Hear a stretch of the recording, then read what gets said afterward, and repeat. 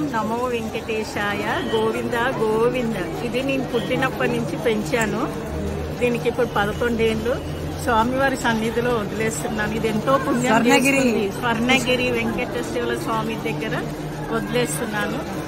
గోవింద గోవింద కోనేట్లో వదిలేస్తున్నాను. అందరు దండం పెట్టాము.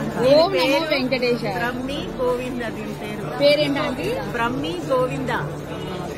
ఓం నమో వెంకటేశాయ అన్న. ఓం కమలాకుచూచుక కుంకుమతో నిరతారుణితాకుల నీలతయో కమలాయతలోచన లోకపతే విజయీ మమ వెంకట శైలపతే సచతుర్మ